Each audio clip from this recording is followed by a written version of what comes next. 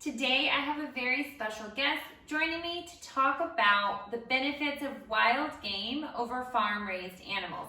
Cahir Doherty, can you tell me what are some benefits of consuming wild game opposed to a farm-raised animal? It's a healthier meat. It's protein rich. It's lower in cholesterol.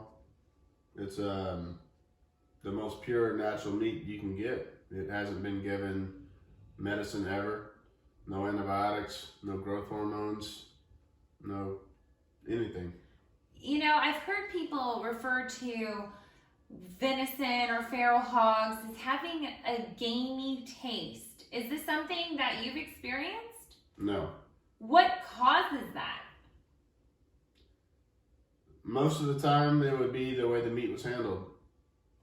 So someone improperly handled the meat? And if so, can you elaborate on what that entails?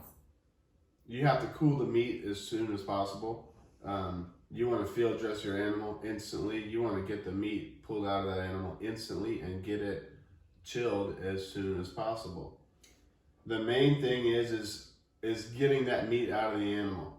You want to field dress first, releasing an enormous amount of heat, and then you want to go ahead and start pulling that hide off, which also traps a lot of heat, and pulling the meat off the animal and start heading towards ice instantly. So there is no gamey taste as long as you handle your meat properly. Exactly. You could also mess it up by, if you were field dressing the animal, if some of the stomach particles were to get on the meat and it were not to be cleaned off, that would also cause meat to be considered gamey or subpar. So how do you cook wild game meat? Is it the same as cooking a steak from the store? Is there anything you do differently? It's a little different. It's less marbled, especially if you're talking about a deer. Or, it's always less marbled versus its farm-raised counterpart. So I prefer to cook it more rare than I would farm-raised meat because it doesn't have the fat to keep it nice and moist, and it will dry out easier. So typically I like to cook like a steak on a cast iron pan with high heat and some butter. Is that how you would prepare a venison steak as well? Definitely. I usually like to slice thin, but I'd say if you're going to cook your wild game, any way is fine, just don't overdo it. So it's really the same as any other meat? It is. It's just leaner. I think it's similar to a filet mignon of beef. You would never want to overcook filet mignon, and I consider venison to be very similar. And the reason I consider it similar is because I will go through and clean out all the sinew off of the cuts, and that turns it into filet mignon quality.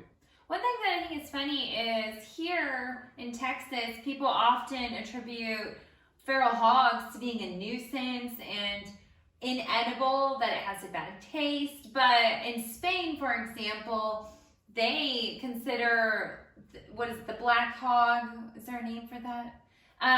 They acorn finish them and they end up producing some of the most expensive meat there is.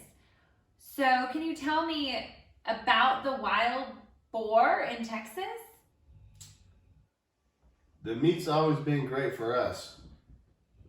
They can definitely be a nuisance in more than one way, but the quality of the meat has been superb. All right, well, there you have it. Is there anything else you'd like to elaborate on? No? Thank you for joining me to talk about wild game.